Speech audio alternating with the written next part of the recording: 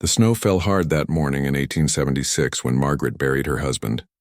The wind cut through her black dress like knives, but the cold she felt had nothing to do with the weather.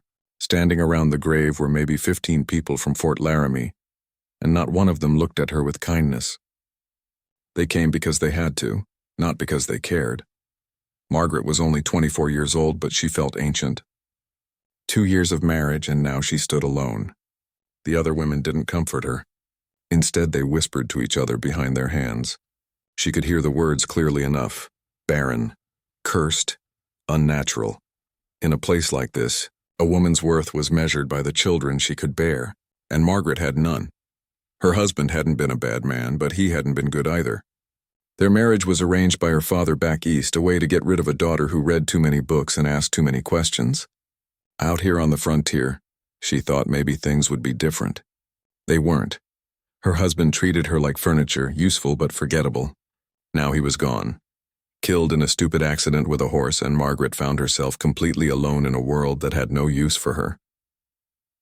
After the funeral, Commander Phillips called her to his office.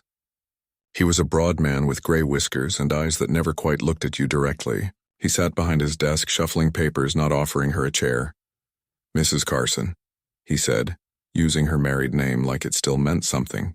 "We need to discuss your situation." Margaret stood quietly, hands folded in front of her. She knew what was coming. "You have no family here, no means of support. The fort cannot provide for civilians indefinitely." He cleared his throat. "There's a wagon train heading back east in 2 weeks. I can arrange passage for you. Back east. Back to her father's house, back to being the spinster daughter who failed at marriage. Back to a life of shame and whispers." Margaret felt her stomach turn. "Is there another option?" she asked quietly.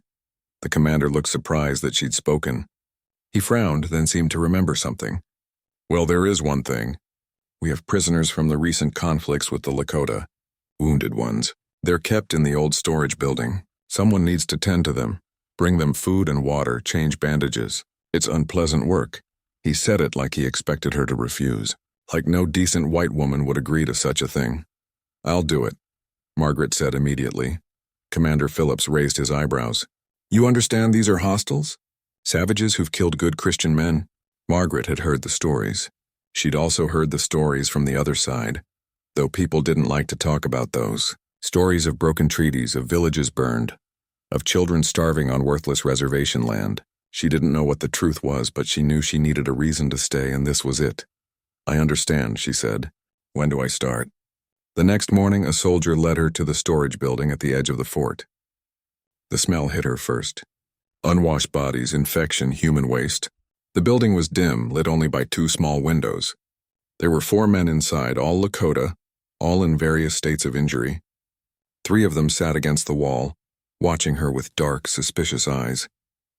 The 4th lay on the ground, barely moving.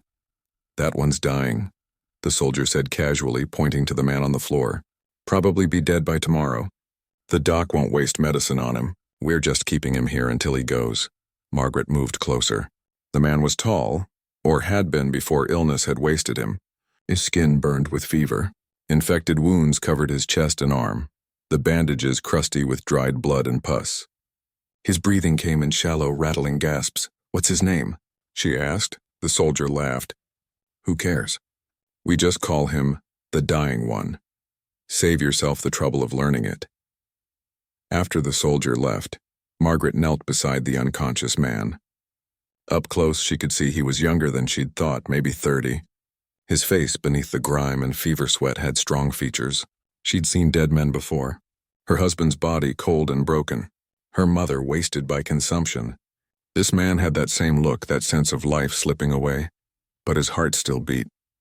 His lungs still drew air. She went to work.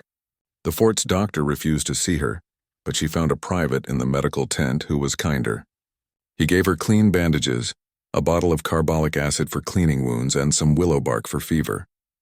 "Don't know why you're bothering," he said, "but I admire the effort, ma'am." Margaret spent the entire day in that building. She heated water over a small stove, cleaned the dying man's wounds one by one. The other prisoners watched her silently. She brought them all food and fresh water, though they wouldn't eat while she was there. The dying man never woke, even when she had to debride the worst of his infected tissue. His body jerked with pain, but his eyes stayed closed. When she finally left that evening, every muscle ached. Her dress was stained with blood and worse. The other women saw her walking back to her small quarters and actually stepped off the path to avoid her, holding their skirts away like she carried disease. Eleanor Hartwick, the commander's wife, stopped her outside the officers' quarters. She was a beautiful woman with perfect blonde curls and a smile like poisoned honey. "My dear Mrs. Carson," she said sweetly, "I heard about your new position. How charitable of you. Though I must warn you, people are talking. They say it's unnatural for a Christian woman to spend so much time with those people. Some might get the wrong idea about your moral character." Margaret met her eyes. "My moral character is my own concern, Mrs. Hartwick." Eleanor's smile hardened. "Not when you live in a Christian community, it isn't. We all have reputations to maintain." That night, alone in her quarters, Margaret almost broke. Almost packed her few belongings and decided to take that wagon train east. But then she thought about that man lying on the floor, dying alone in the dark while soldiers made bets on when his heart would stop. She thought about how everyone had decided he wasn't worth saving, wasn't even worth a name. She'd been there. She knew what it felt like to be invisible, to be nothing in everyone's eyes. The next morning she went back, and the morning after that, and the one after that. She cleaned wounds, forced broth between cracked lips, changed bandages, and ignored the laughter of soldiers who gathered sometimes to watch her work. They thought she was crazy. Maybe she was, but on the seventh day something changed. She was cleaning the dying man's face with a cool cloth when his eyes suddenly opened. They were dark brown, filled with confusion and pain. He stared at her for a long moment, his cracked lips moving. Then he spoke one word in rough English, a word that sounded like it cost him everything he had left. Why? Margaret didn't have an answer. Not one that made sense anyway. So she just squeezed water from the cloth into his mouth and said the only true thing she could think of. Because no one else would. His eyes closed again, but she felt something shift in that moment. The other prisoners were watching now with different expressions. Not trust, not yet, but maybe the beginning of curiosity. Maybe the smallest seed of respect. Outside, the snow had stopped falling. Spring was still months away, but Margaret felt something warming inside her anyway. Purpose, maybe. Or just the simple satisfaction of fighting death and winning, even if only for one more day. The dying man had not died. Not yet. And Margaret discovered that sometimes, the smallest act of defiance against cruelty is to simply care when everyone else has decided not to. Spring came slowly to Fort Laramie, but inside the storage building, change happened faster. The dying man didn't die. Against every expectation, against every bet the soldiers had made, he held on. Margaret learned his name from a half-breed translator who passed through the fort. His name was Thomas Walking Bear, though his Lakota name was much longer and more beautiful. The translator told her it meant something about the sky and clouds and storms. Thomas Walking Bear. She repeated it to herself as she worked, wanting to remember. Wanting him to be more than just the dying one. The fort's doctor finally came to look at him after 2 weeks, more out of curiosity than concern. He examined Thomas's wounds, checked his breathing, and shook his head in amazement. "I've never seen anything like it," he admitted. "Those wounds should have killed him 3 times over. The infection alone." He looked at Margaret with something close to respect. "Whatever you're doing, keep doing it." But he still wouldn't give her proper medicine. "Can't waste military supplies on prisoners," he said. Orders from the commander. So Margaret used what little money she had left from her husband's belongings. A traveling trader came through once a month, and she bought honey for wound dressing, better bandages, herbs she recognized from her mother's old remedies. The other women whispered about how she was wasting her inheritance on savages. Let them whisper. She had nothing else to spend it on anyway. Thomas began to wake more often. At first, just for minutes at a time. Margaret would find his eyes open, watching her as she worked. He never spoke, but his gaze followed her around the room. The other prisoners had been moved or released. Some had died. Now it was just Thomas and Margaret in that dim building, and the silence between them felt heavy with unspoken things. One morning in late April, she arrived to find him sitting up. Actually sitting, his back against the wall, though the effort clearly cost him. Sweat beaded on his forehead and his hand shook, but his eyes were clear for the first time. "You should be lying down," Margaret said, rushing over. "You're still too weak." "Weak," he repeated in English, tasting the word. His voice was rough from disuse. Yes, but not dying? She smiled despite herself. No, not dying. Not anymore. He looked at his hands, at the bandages still wrapped around his chest. The others where? Gone, released or transferred. I don't know where. She prepared the morning broth, the same chicken and vegetable mixture she'd been making for weeks. You've been very sick. It's been almost 3 months, 3 months. She saw him process this, saw the confusion and then something like grief pass over his face. 3 months lost. 3 months his people didn't know if he lived or died. Over the following weeks, Thomas grew stronger.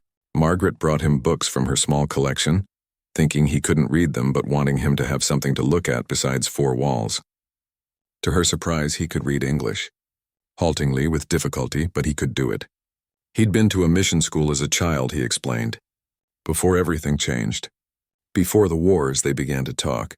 At first, just simple things. The weather, the food. But slowly, carefully, they ventured into deeper waters. Thomas told her about his life before capture. He'd been a hunter, a warrior, yes, but also a husband and father. His wife and daughter had died 2 years ago in a smallpox epidemic that swept through the reservation. The same disease white men had brought, whether accidentally or on purpose, depended on who told the story. I had nothing after, he said quietly one afternoon. No reason to be careful. No reason to run from bullets. Maybe that is why they caught me. Part of me wanted to die with them. Margaret understood that feeling. The emptiness. The sense that life had ended even though your body kept breathing. She told him about her marriage, her childlessness, the way people looked at her like she'd failed some fundamental test of womanhood. She told him things she'd never said out loud to anyone. Your people think woman is only for making babies, Thomas asked, genuinely confused. Some do. Most do out here anyway. He shook his head. Lakota women are healers, teachers, decision-makers.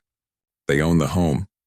Choose the chief sometimes. A woman who cannot have children is sad, yes, but not worthless. Never worthless. Something in Margaret's chest loosened at those words. Never worthless. She'd needed to hear that more than she'd realized. But their growing friendship didn't go unnoticed. Eleanor Hartwick made it her personal mission to make Margaret's life difficult. She spread rumors about unnatural affections, suggested Margaret was betraying her race by being kind to the enemy. She convinced some of the soldiers to make things harder, to forget to bring water or firewood to the storage building. Margaret endured it all. She'd endured worse.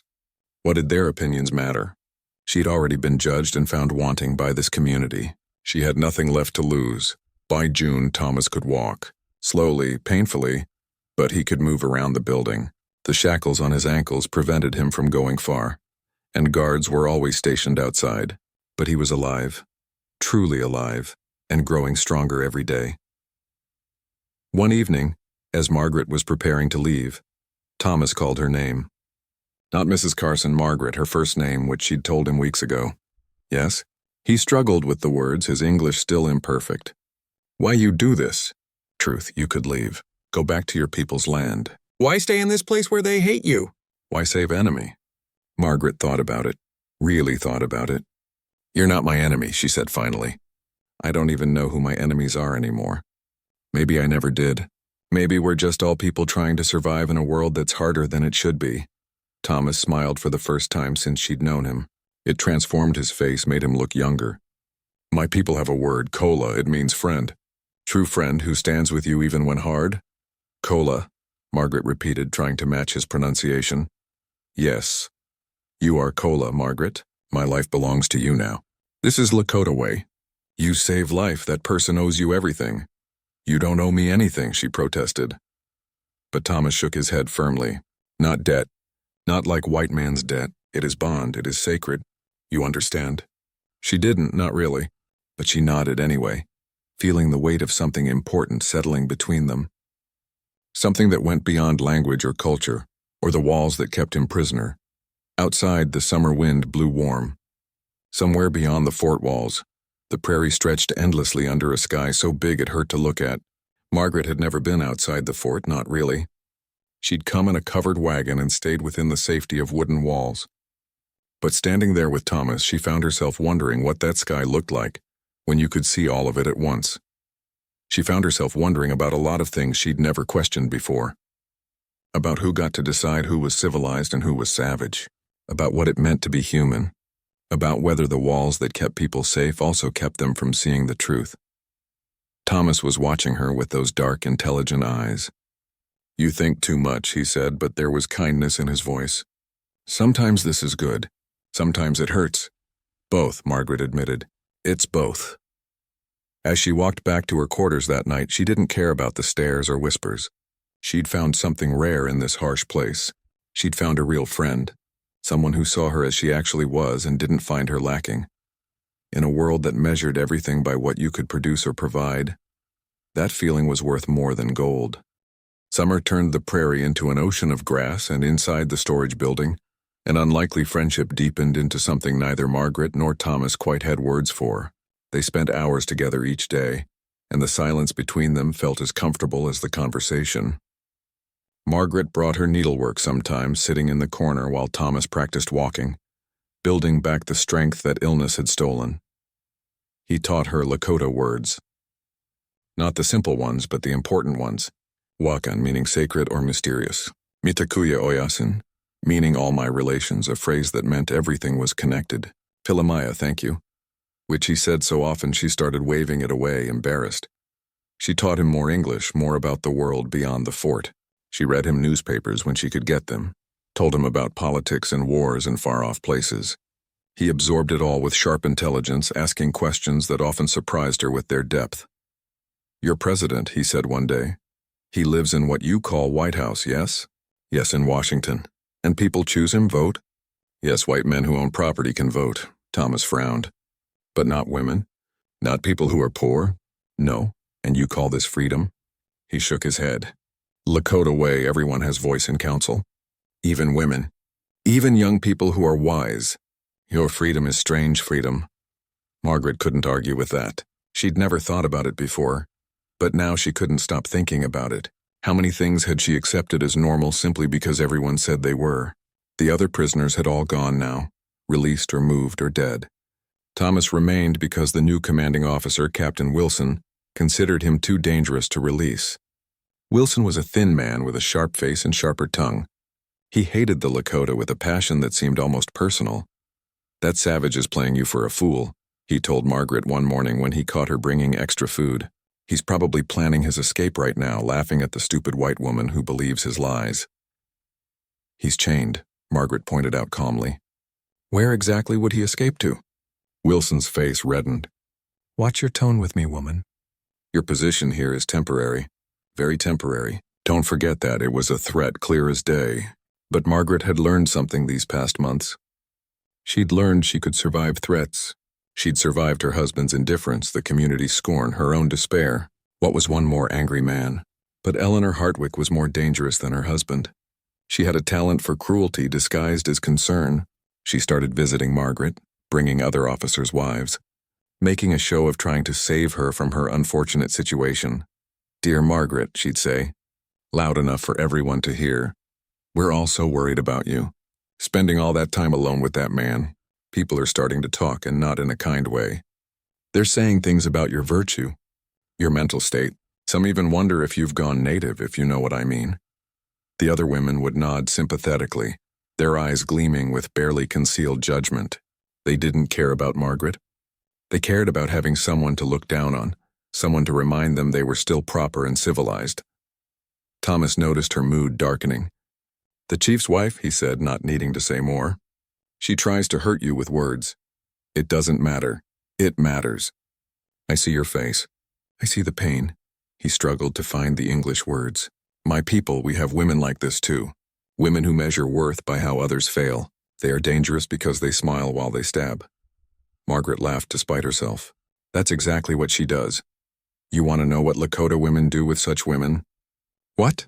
"They ignore them. They make them invisible with indifference. A woman who lives for others' suffering has no power when no one cares what she thinks." He smiled. "Try it. Watch how it makes her crazy." She did try it. The next time Eleanor came with her poisoned sympathy, Margaret simply smiled and said, "Thank you for your concern," then went right back to what she was doing. No explanation. No defense. No emotion at all. The confusion on Eleanor's face was almost worth all the months of torment. As fall approached, Thomas grew strong enough to do more than walk. He started exercising, pushing his body to remember what it had once been. Margaret watched him practice movements that looked like dance but were clearly combat forms. His body, scarred but healing, moved with increasing grace and power. "You're planning something," she said one evening. He paused mid-movement. "What do you mean?" "You're training. Getting ready for something?" Thomas was quiet for a long moment. Then he sat down, gesturing for her to join him. "Margaret, I need to tell you truth. They plan to kill me." Her blood ran cold. "What? How do you know?" "The guards, they talk. They think I do not understand their words, but I do. The new captain, Wilson, he wants to make example. Execute prisoners before winter. Show strength." He met her eyes. "I have maybe 1 month. Maybe less." Margaret felt panic rising in her chest. "We'll talk to the commander." "We'll do what? Ask them to free enemy warrior?" "Margaret, you know they will not listen." He was right. She knew he was right. But the thought of watching him die after all this, after bringing him back from death's door only to have him marched to execution, she couldn't bear it. "There has to be something," she whispered. Thomas reached out and took her hand. It was the first time they'd touched beyond her medical care, and the warmth of his palm against hers felt electric. "There is something, but I cannot ask it. The price is too high. Tell me, if I escape, if someone helped me escape, that person would be traitor, would be hunted, would never be safe with white people again." He squeezed her hand gently. "I cannot ask this of you. You have been Cola, true friend. I will not repay by destroying your life." Margaret looked at their joined hands. She thought about her life here, the contempt, the loneliness, the endless gray days of existing but not living. What exactly would she be giving up? "What if," she said slowly, "what if I don't want this life anymore? What if there's nothing here worth staying for?" "Margaret, no, listen. You asked me once why I stayed, why I helped you. I said you weren't my enemy, remember?" She looked up at him. "But the truth is more than that. The truth is, saving you was the first time in my whole life I felt like I mattered, like I was doing something real and good and important. Everything else has just been going through the motions, pretending to be what everyone wanted me to be." Thomas studied her face for a long time. "You know what you say? You understand what this means?" "I think so. But explain it to me anyway, in Lakota and English. Make sure I understand completely." So he did. He told her that if she helped him escape, she could never return to white society. They would call her traitor, put a price on her head. She would have to come with him, live with his people, learn their ways. It would be hard. Harder than anything she'd ever done. She might die on the journey. Even if they made it, his people might not accept her. There were no guarantees, no promises, no safety. "Tell me about your people," Margaret said. "Tell me what life would be like." He painted her a picture with words. Wide open sky and wind that sang through grass, buffalo hunts and winter counts, council fires and star stories. Hard work and hunger sometimes, but also community and purpose. A place where she could be useful, where her healing knowledge would be valued, where being childless wouldn't define her worth. "Women in my band," he said, "they are strong. They speak their minds. They laugh loud. They work hard, but they are free in ways white women are not. You would have to learn everything new, like child. But if you proved yourself, if you showed strength and good heart." He paused. "They would accept you eventually. Maybe." Margaret thought about it through the night. She barely slept, weighing her options. Stay here and watch Thomas die, then live out her days as the crazy widow who loved a savage, or take a chance on something completely unknown, something terrifying and impossible, and maybe, just maybe, something real. By morning, she'd made her choice, the choice that would change everything, the choice that would turn her from Margaret Carson, failed wife and mocked widow, into something entirely new. She just hoped they both survived long enough to see what that something might be. The plan came together in whispered conversations over 2 weeks. Margaret watched, learned, and prepared. She noticed everything now. Which guards drank too much, which ones fell asleep on duty, when the patrol changed, where the keys were kept, how many horses stayed in the stable after dark. Information she'd never thought to gather before became precious as gold. Thomas taught her things too. How to move quietly, how to read the stars for direction, which plants were safe to eat and which would kill you. He drew maps in the dirt floor of the storage building, showing her landmarks, water sources, places to hide. Then he'd smooth them away before the guards came. If we get separated, he told her, go north. Follow the North Star. 3 days walk, maybe 4, there is a river. Big cottonwood trees. My people camp near there in autumn. Look for horse tracks, many horse tracks together. That is how you find us. We won't get separated, Margaret said firmly, but she memorized every detail anyway. She started gathering supplies, small things that wouldn't be noticed missing right away. A knife from the kitchen, dried meat wrapped in cloth, a canteen, matches, a thick blanket. She hid everything in a hole under the floorboards of the storage building, covering it with dirt and straw. The hardest part was the rifle. The fort had plenty of guns, but they were all locked in the armory. All except the rifles the guards carried. Margaret knew she couldn't overpower a guard, couldn't shoot one. She wasn't a killer, and she wouldn't become one even for this. But she could be smart. Private Henderson was 19 years old and homesick. He had a sweetheart back in Ohio who wrote him letters that made him cry. Margaret had been kind to him once, bringing him soup when he was sick. He liked her, trusted her in that innocent way young men sometimes did. She waited until he was on duty at the storage building. Late evening, when the fort was quiet, she brought him fresh bread and coffee the way she sometimes did. You're too kind, Mrs. Carson, he said, accepting the food gratefully. Not many folks around here as nice as you. They chatted for a few minutes.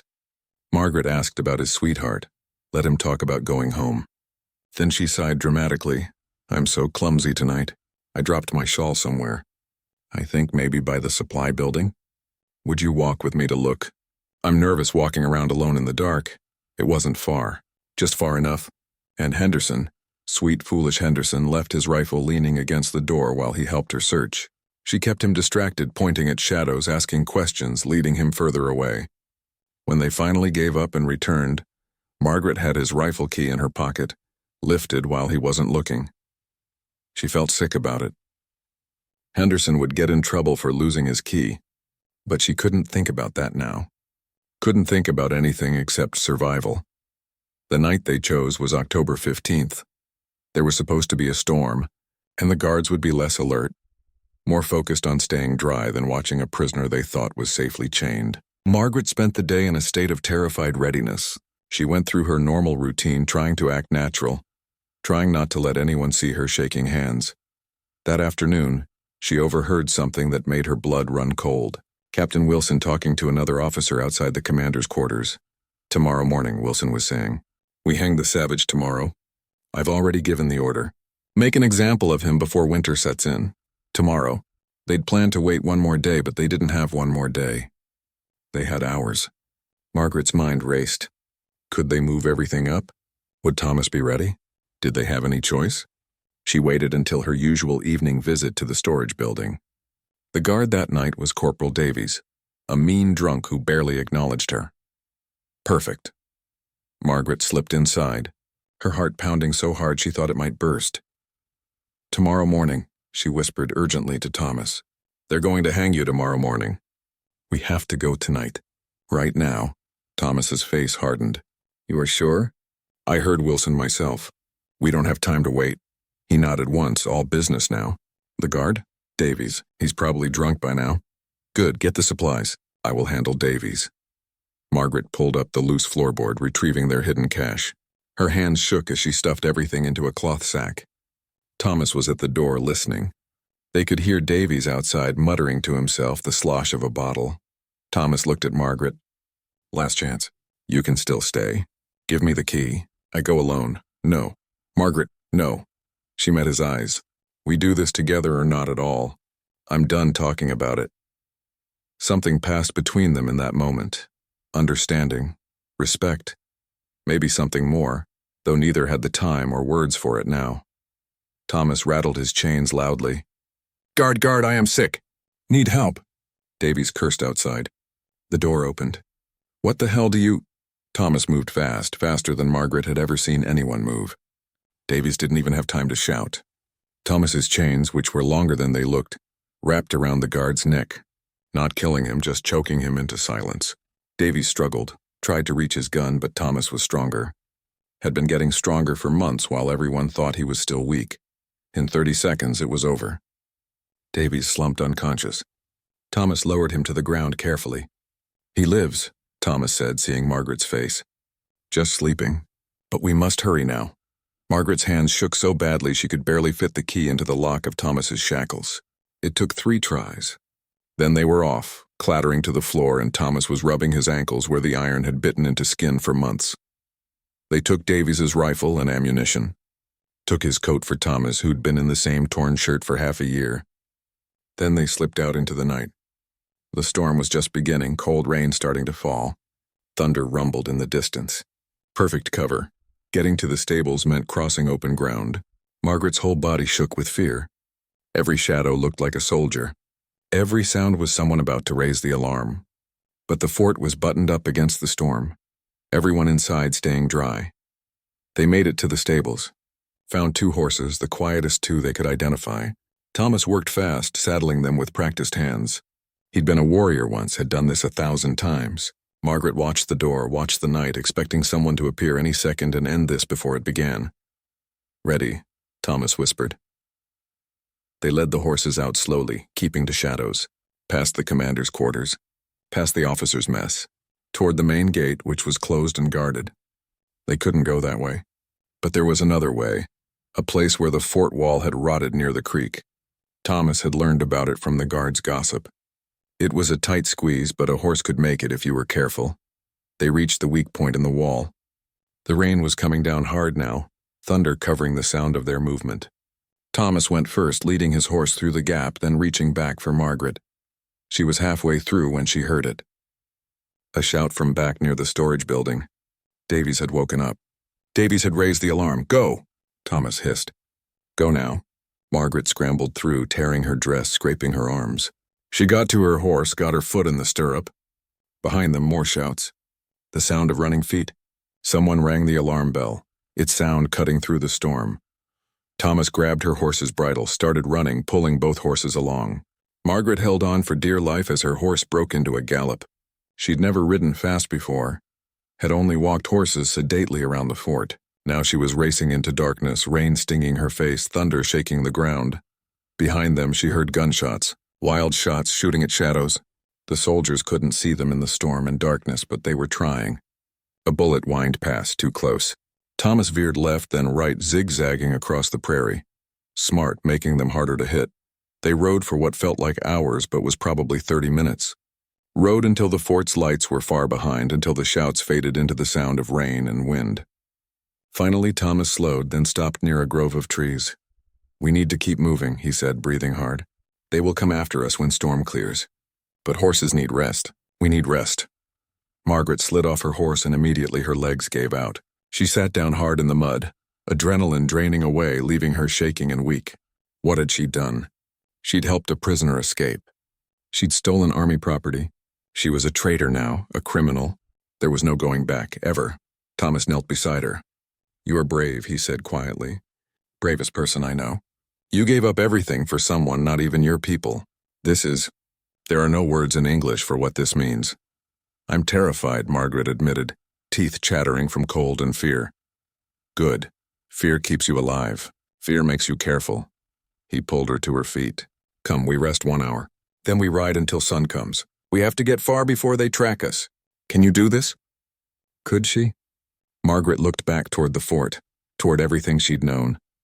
Then she looked at Thomas, at his scarred face and fierce eyes, at this man she'd saved who was now saving her in return. "Yes," she said, "I can do this," and somehow she meant it. The first 3 days were the worst. Margaret had never known exhaustion like this. They rode during darkness, hid during daylight, snatching sleep in whatever cover they could find. Her body screamed in protest. Muscles she didn't know existed ached with a pain that made her want to cry. Her hands blistered from the reins. Her legs were raw from the saddle. Every time she thought she couldn't go on, couldn't ride another mile, Thomas would look back at her with those steady eyes and she'd find the strength somewhere. He was patient with her, more patient than she deserved. When she fell behind, he slowed. When she nearly fell off her horse from exhaustion, he caught her. He never complained, never showed frustration, even though she knew she was slowing them down. The army would be tracking them. Every hour mattered. On the 4th day, something changed. They'd put enough distance between themselves and the fort that Thomas said they could risk riding in daylight. The landscape had changed too, becoming more rugged with rolling hills and deep ravines. Margaret barely noticed the beauty around her. She was too tired, too sore, too focused on just staying in the saddle. "We are in Lakota land now," Thomas said that evening as they made camp in a small canyon.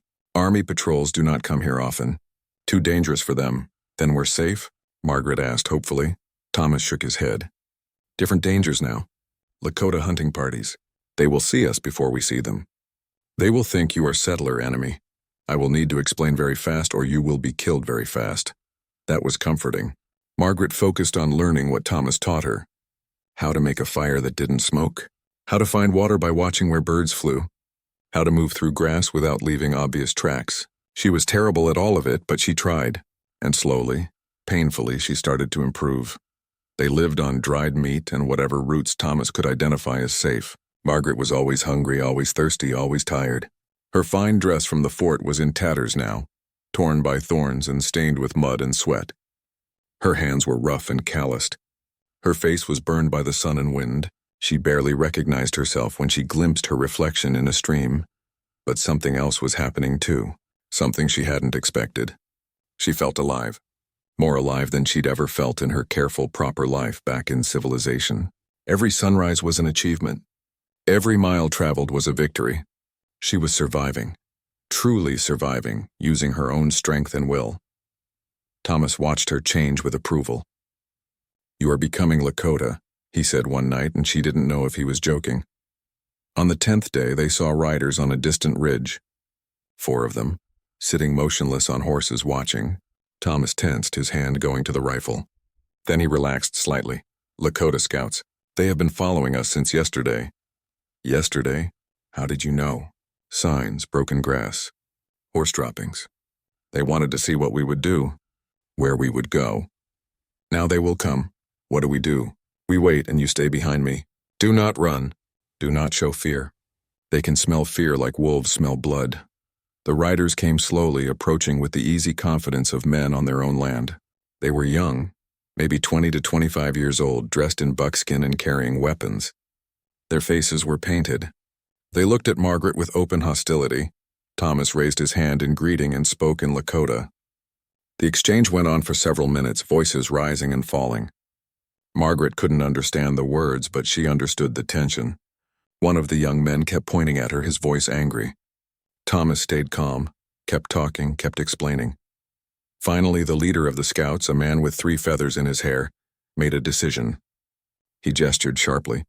2 of the scouts dismounted and took Margaret and Thomas's weapons. Then they were surrounded, being escorted deeper into Lakota territory. "What's happening?" Margaret whispered to Thomas. "They are taking us to Red Cloud. He will decide." Red Cloud. Even Margaret had heard that name.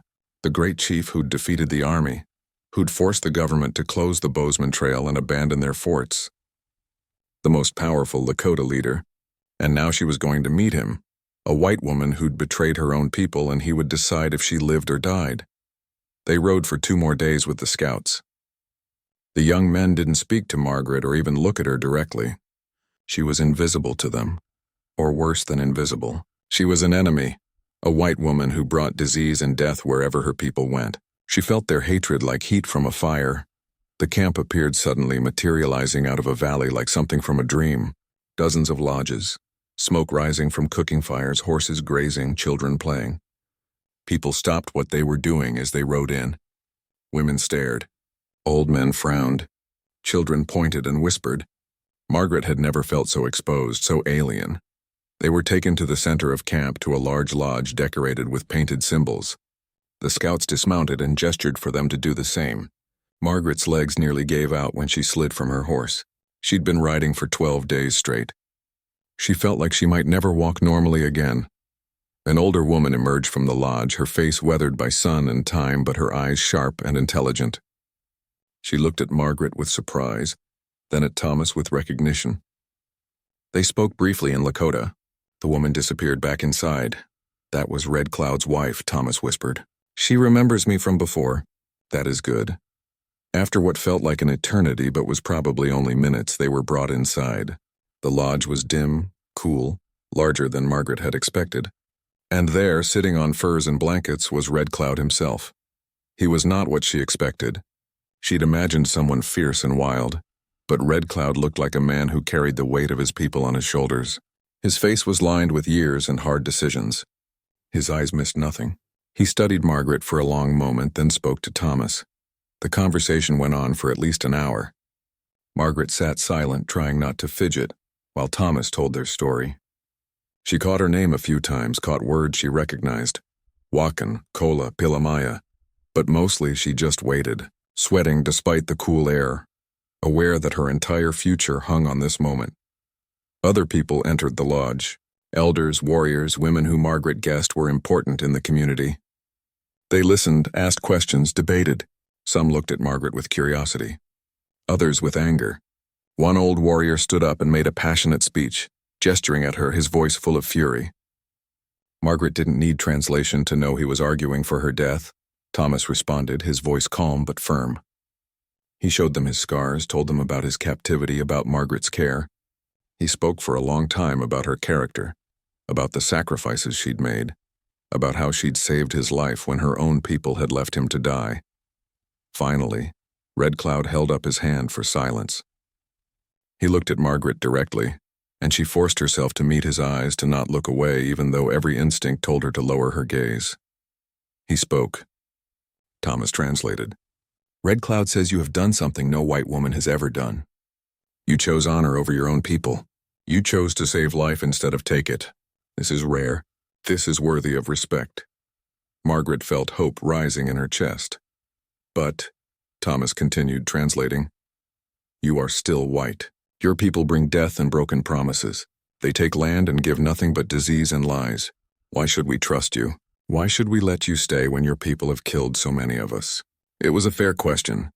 Margaret thought about how to answer. Finally, she spoke, trusting Thomas to translate. I can't speak for my people. I can't undo what they've done. All I can do is speak for myself. I came here because I had nowhere else to go. Because the man I saved is my friend, and friends don't abandon each other. If you let me stay, I'll work hard. I'll contribute. I'll learn your ways. I know healing. I know herbs and medicine. I can help. But if you want me to leave, tell me where to go, because I can't go back to the fort. I burned that bridge when I chose what was right over what was easy. Thomas translated.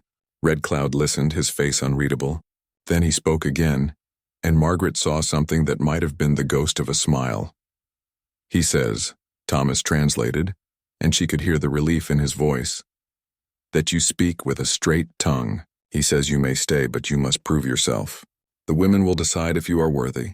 If you work hard, if you learn, if you show respect, you can become part of this band. But if you bring trouble, if you betray trust, you will be cast out with nothing. Do you accept these terms? Margaret nodded, not trusting her voice. She'd expected to die today. Instead, she'd been given a chance. It was more than she'd hoped for, more than she deserved. As they left the lodge, an older woman approached them.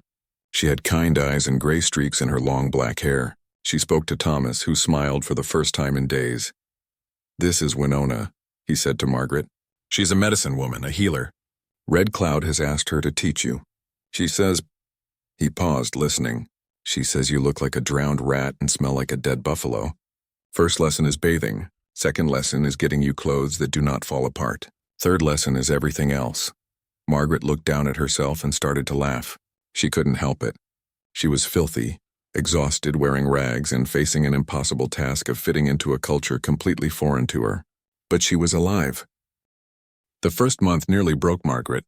She'd thought the journey from the fort was hard, but that was nothing compared to learning to live as Lakota. Everything she knew, everything she took for granted was wrong here. She had to unlearn a lifetime of habits and learn entirely new ones. Winona was a patient teacher, but she expected results. Margaret's first lesson, after bathing in the freezing river, was tanning a buffalo hide. It looked simple when Winona demonstrated. It wasn't. The hide was heavy and stiff. Margaret's arms burned after 10 minutes of scraping. Her back ached. Her hands, already rough from the journey, developed new blisters that broke and bled. Again, Winona said in Lakota, a word Margaret had learned quickly. Again. Always again. Do it until you get it right. By the end of the first day, Margaret had barely made a dent in the hide. Around her, other women worked on their own projects, chatting and laughing. They didn't look at her. didn't acknowledge her. She was invisible, a ghost in the camp, neither accepted nor rejected, just tolerated. That night, she collapsed in the small lodge Thomas had set up for her. Everything hurt. She wanted to cry but was too tired even for tears. Thomas brought her food, a stew of meat and roots that she ate mechanically.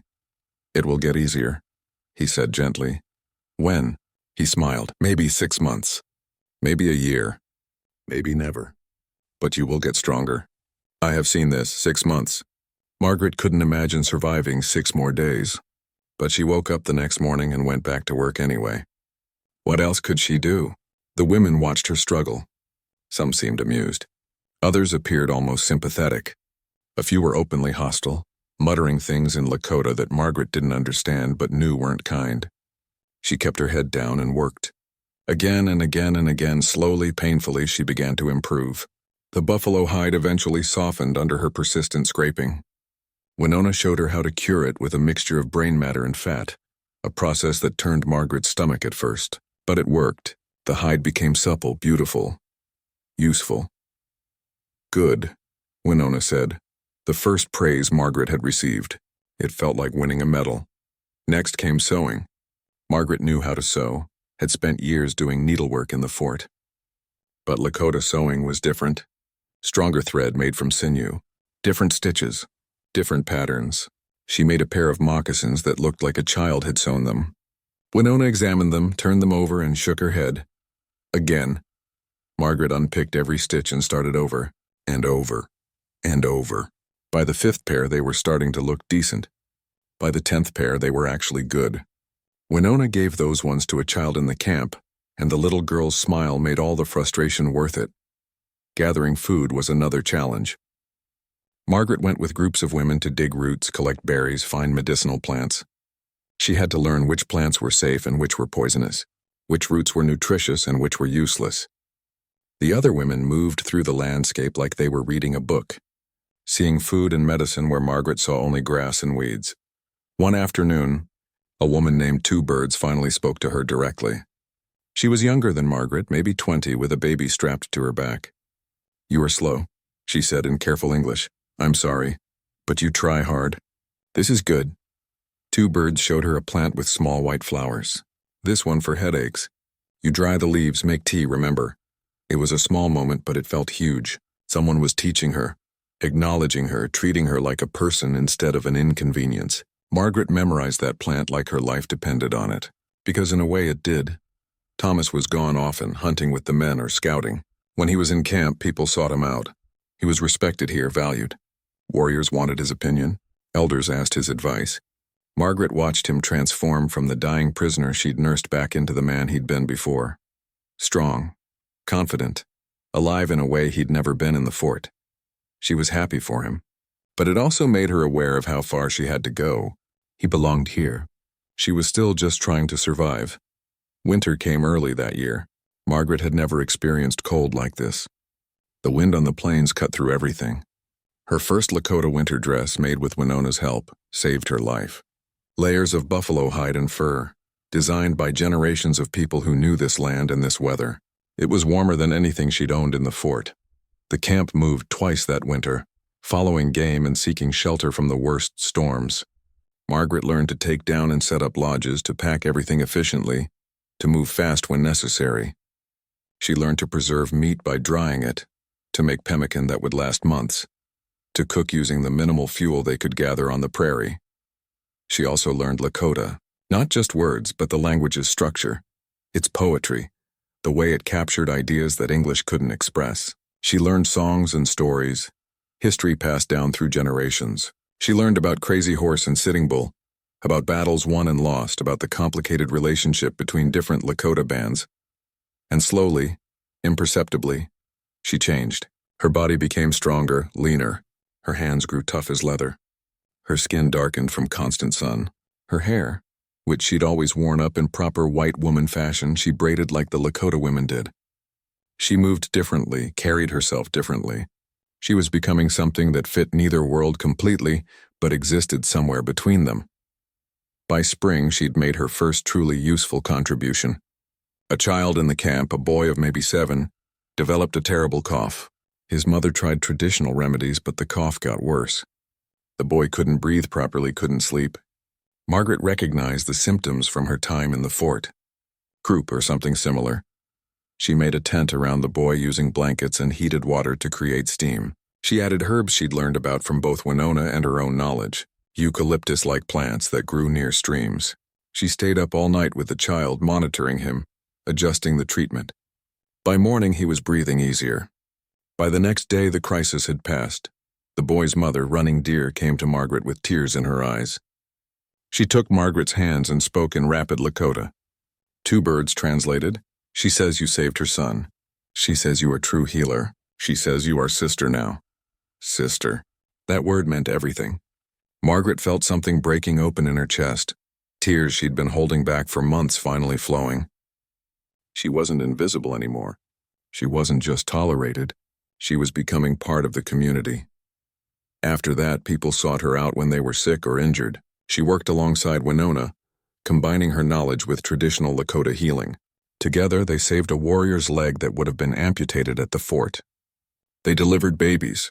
They treated everything from wounds to fevers to poisoning.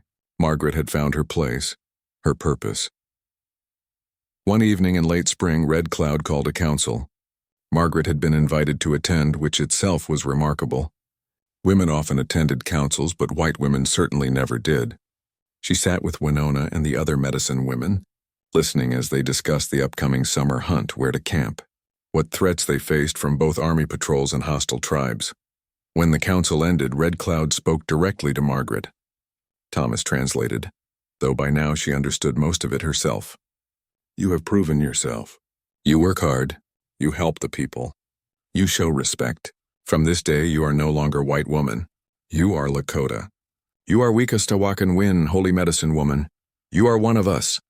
The camp erupted in approval. Women who'd ignored her for months now smiled. Men nodded respect. Children ran up to touch her, laughing. Margaret felt overwhelmed, unable to process what had just happened. She'd done it.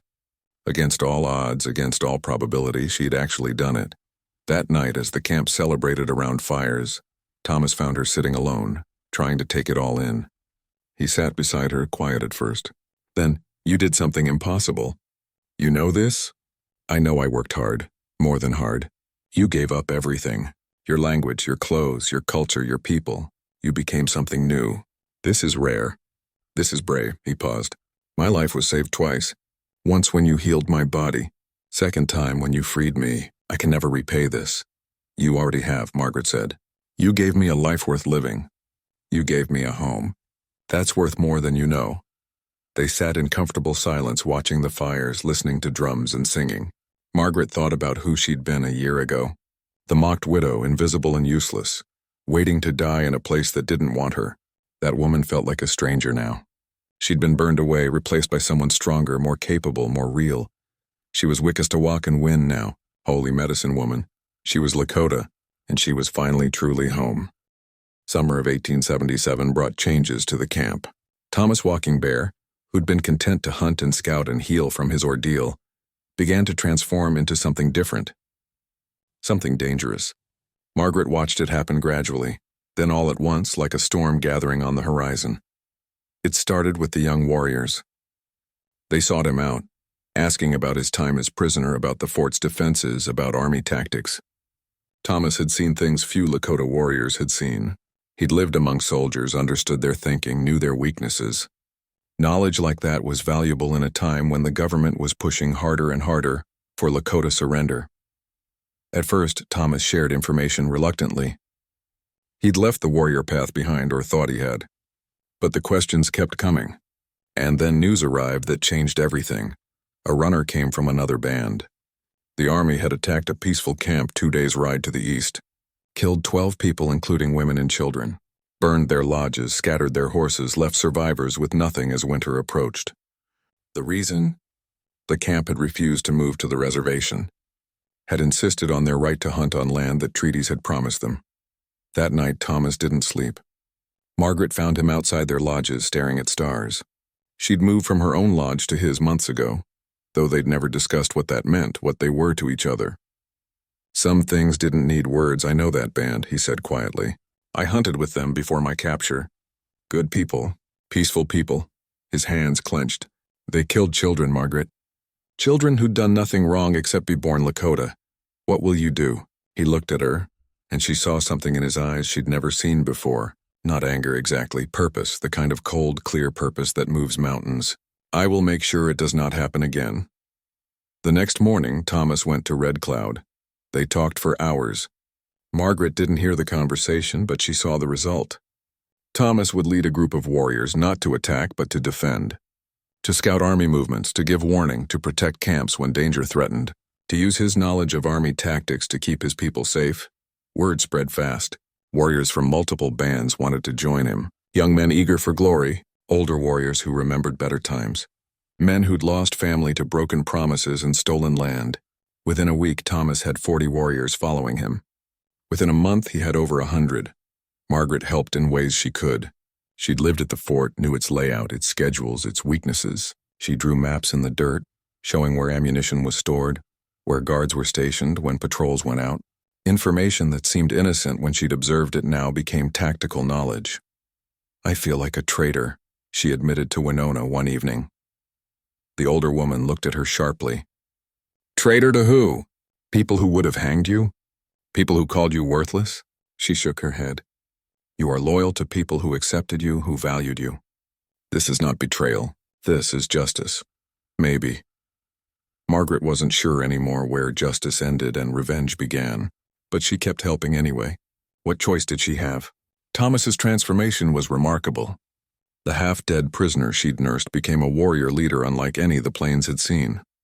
He understood both worlds, could think like both Lakota and soldier. He predicted army movements with eerie accuracy, set up defenses that frustrated military commanders, led raids that struck hard and fast then vanished like smoke. But he wasn't reckless. He didn't seek glory or unnecessary death. His goal was protection, not destruction. When they raided army supply wagons, they took food and ammunition but let soldiers live. When they defended hunting grounds, they used tactics that forced retreat without massacre. Thomas had been close to death himself. He didn't deal it lightly. Stories began to spread across the northern plains. Stories about Red Cloud Sky, the warrior who'd returned from the dead, who couldn't be captured or killed, who fought with the fury of storms but the strategy of eagles. And always mentioned alongside him was the holy medicine woman, the white woman who'd betrayed her people to save one man and ended up saving many. The army took notice. Wanted posters appeared. Rewards offered. $500 for Thomas Walking Bear, dead or alive. $200 for the traitor woman Margaret Carson, who'd helped him escape. That's how Margaret learned she was officially wanted by the government. It was strange seeing her old name on a poster. That woman felt so distant now, like someone she'd known in another life. Not all the changes were good. Violence had a way of escalating.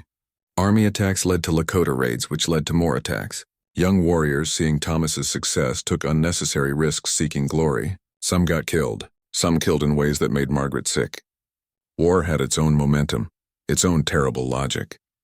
There was a night late in fall when Thomas came back from a scouting mission looking haunted. He wouldn't talk about what he'd seen, but Margaret could guess. The army was getting more brutal, more desperate. The reservation system was failing because the government wasn't honoring its promises. People were starving on land that couldn't support them, while the government sent corrupt agents who stole supplies meant for the tribes. We cannot win this, Thomas said finally. You know this? We win battles, but we cannot win the war. There are too many of them. They have too many guns, too many soldiers. Eventually they will force us all onto reservations or kill us trying. Then why fight? Because we are Lakota. Because this is our land. Because if we must lose, we lose standing up, not on our knees. He looked at her. And because there are children in the camps who will remember we fought. Who will know we did not just surrender everything without resistance. This matters. By winter, Thomas commanded over 200 warriors from multiple bands. He was barely 30 years old, but men twice his age followed his orders without question. He'd become what the army feared most, an intelligent, organized resistance that couldn't be defeated by simple force. Margaret's role evolved too. She became the bridge between bands, using her healing work as a reason to travel between camps. She carried messages, coordinated movements, shared intelligence. The army would have called her a spy. The Lakota called her Wikamunga, which meant something like she who helps. One particularly cold day in January 1878, Margaret was treating a warrior's wounds when she realized something. The man had been shot in a skirmish with soldiers. The bullet had gone clean through his shoulder, missing bone and major vessels. She cleaned and dressed the wound efficiently, the same way she'd done 100 times. When had this become normal? When had treating gunshot wounds become routine? When had war become just another season like winter or summer? She'd changed so much she barely recognized her own thoughts anymore. That night she asked Thomas the question that had been growing in her mind for months. "Do you regret it? Any of it?" "Regret what?" "The fighting. The killing. If you'd died in that storage building, you'd never have had to carry this weight." Thomas thought for a long time. "I was already dead. In my heart, in my spirit. I had given up. You gave me back my life, and yes, this life is hard. It is full of blood and fear and impossible choices. But it is life, it is real. It matters." He took her hand. "I regret nothing." "Do you? Did she?" Margaret thought about the woman she'd been. Invisible, useless, waiting for permission to exist. She thought about the woman she was now. Strong, needed, living with purpose even if that purpose was complicated and morally gray. "No," she said, "I regret nothing." Outside their lodge, wolves howled at a winter moon. Inside, two people from different worlds sat together in the warm darkness, bound by choices neither could undo and wouldn't change if they could. They'd become something unprecedented, something the history books wouldn't know how to categorize. A white woman and a Lakota warrior, partners in survival, friends in the deepest sense, maybe something more than friends, though neither would say it out loud. The war would continue. The army would keep coming. The reservations would eventually swallow the free bands. History had already decided how this story ended, even if the people living it hadn't accepted that ending yet. But tonight, they were alive. They were together. They had made choices they could be proud of, even if the consequences were harsh. And somehow, impossibly, they'd both become legends, the kind of legends that would be told around fires for generations, even after everything else was lost. Thomas walking bare, red cloud sky. Squad warrior who came back from death to defend his people with the fierce intelligence of someone who understood both worlds and Wikastawakan win holy medicine. Woman, the white woman who chose honor over safety, who became Lakota not by birth but by choice and courage and relentless hard work. Their story was still being written. The ending remained uncertain. But they'd already achieved something remarkable. They'd proved that even in the darkest times, even when cultures clashed and violence seemed inevitable, individual acts of courage and compassion could create something worth remembering, something that mattered. Spring 1878 arrived with news that made everyone in camp go silent. The army was launching its largest offensive yet. Multiple columns of soldiers, hundreds of men converging on the northern plains with one goal: capture or kill Thomas Walking Bear and crush organized Lakota resistance. The government had decided that examples needed to be made. They wanted Thomas's head on a pike and the traitor woman in chains. Margaret learned this from two birds who'd heard it from a warrior who'd heard it from a scout who'd been near an army encampment. Information traveled fast on the plains, passed from person to person, band to band. The army was coming with overwhelming force. This wasn't a skirmish or a raid. This was war. Red Cloud called an emergency council. Every elder, every warrior, every person with standing attended. Margaret sat with the medicine women, listening as they debated options. Some wanted to fight, to meet the army in open battle. Others wanted to scatter, to break into small groups and disappear into the vast prairie. Still others suggested surrender, trading Thomas and Margaret to save the rest of the band. That last suggestion made Margaret's blood run cold, but Thomas simply shook his head when someone proposed it.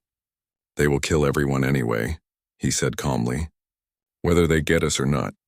This is about breaking Lakota spirit, not about justice.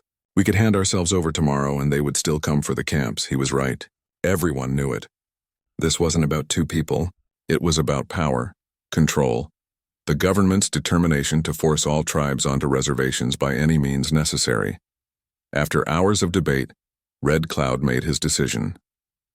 They would move the camp, take women and children to safety in the north away from army approach. Meanwhile, Thomas would lead the warriors in a series of tactical retreats and defensive actions, slowing the army down, giving families time to escape. It wasn't about winning. It was about surviving. The next week was chaos. Margaret helped pack lodges, organize supplies, prepare medicine for the journey ahead. Mothers clutched children.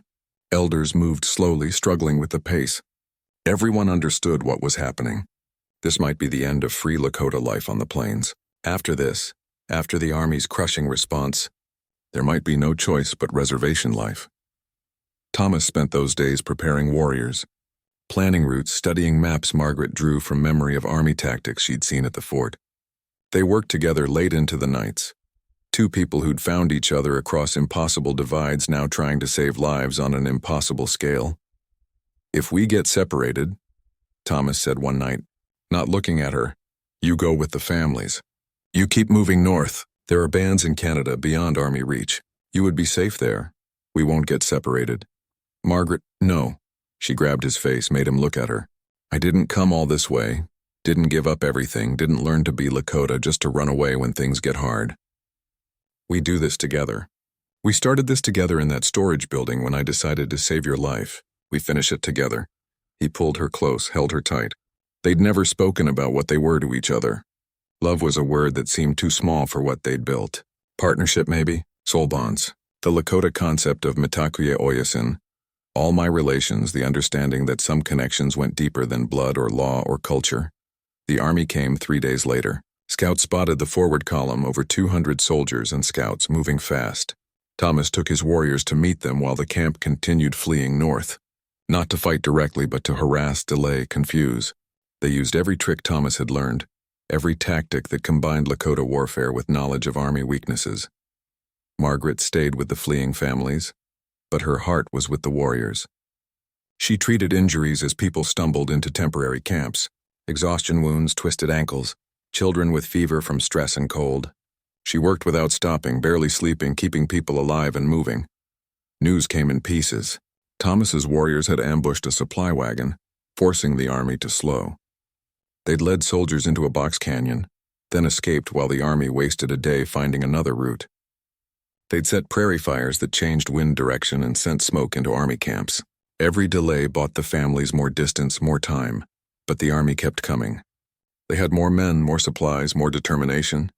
By the second week, everyone knew it was only a matter of time before they were overtaken. Then Thomas did something brilliant. Something only someone who understood both worlds could conceive. He sent Margaret forward with a small group to meet with a newspaper reporter who'd been following the Army column. The reporter had written sympathetic articles about Indian affairs before. Thomas gambled he might listen to an incredible story. Margaret rode into the Army camp under a white flag, her heart hammering. Soldiers stared at the white woman in Lakota dress, some recognizing her from wanted posters. But military protocol protected her under the flag of truce. She was taken to the reporter, a thin man named William Chen, who looked at her with shocked fascination. She told him everything. About saving Thomas's life in the fort, about the plans to execute him, about her choice to help him escape, about learning to live as Lakota, about becoming a healer, about watching the Army break treaty after treaty. She told him about the peaceful camp that had been attacked, about children killed for refusing to starve on worthless reservation land. "Why are you telling me this?" Chen asked, scribbling notes frantically. "Because someone needs to know the truth. Because history is being written by people who weren't there, who don't understand what's really happening. Because maybe if enough people back east read the truth, something might change." She knew it was a desperate hope, probably futile, but it was all they had left. Chen's article appeared in newspapers across the country 3 weeks later. It painted a very different picture than official Army reports. It talked about a widow who chose compassion over hatred, about a warrior fighting to protect his people from broken promises, about the complicated reality of frontier conflict that couldn't be reduced to good guys and bad guys. The article didn't stop the Army, but it changed the conversation. Suddenly, people were questioning the Indian policies, the reservation system, the cycle of violence. Church groups and reform organizations started asking hard questions. Politicians faced pressure to investigate treaty violations. Meanwhile, Thomas led the families north in a masterful tactical retreat. He used terrain brilliantly, kept scouts ahead and behind, coordinated with other Lakota bands to confuse army tracking. When soldiers got too close, his warriors struck fast and hard, then melted away. When the army split their forces to cover more ground, he exploited the gaps. Margaret rode beside him now, no longer staying with the families. She was his partner in every sense, planning strategy, treating wounded warriors, serving as liaison between different groups. They'd become something unprecedented, and everyone knew it. The warrior and the healer, the Lakota man and the white woman, a living symbol that bridges between worlds were possible, even in times of war. 6 weeks into the chase, they reached the Canadian border. Not all the families made it. Some chose to turn back, to accept reservation life rather than exile in a foreign land. Some were too old or sick to continue. But over 300 people crossed that invisible line into territory where American army couldn't follow. They'd done it. Against impossible odds, they'd saved hundreds of lives. Thomas and Margaret stood on a hill, looking back south toward the land they'd left behind. Soldiers watched from the American side, unable to cross, frustrated and furious. Thomas raised his hand in a gesture that might have been goodbye or might have been defiance. "We did it," Margaret said, almost unable to believe it. "We survived," Thomas corrected. "That is all we can do now. Survive and remember." Red Cloud called a gathering that night. The families who'd made it to Canada, warriors from 3 different bands, elders and children and everyone in between. They built a huge fire under stars that seemed close enough to touch. Red Cloud stood before them all, his old face lined with exhaustion and pride. He spoke about courage and sacrifice, about the importance of story, of remembering, of passing truth down through generations. Then he turned to Thomas and Margaret. "These two," he said, his voice carrying across the gathering, "showed us that honor exists beyond tribe and race. That courage is choosing what is right when the cost is everything. That love and friendship can bridge even the widest divides." He paused. "Their story will be told when all of us are dust. They have become legend while still breathing. This is rare. This is sacred." People erupted in approval, singing, drumming, celebrating survival against all odds. Children danced around the fire. Warriors told stories of the retreat, already embellishing, already turning recent events into mythology. Margaret heard her own name in their stories, heard herself described as brave and wise and powerful. It was surreal. Thomas took her hand, pulled her away from the celebration to a quiet spot where they could see stars reflected in a lake. "You know we can never go back," he said quietly. "Never return to the plains. If we cross that border, army will arrest us, probably execute us. I know. You are exile now, forever, like me." He searched her face. "Is this enough?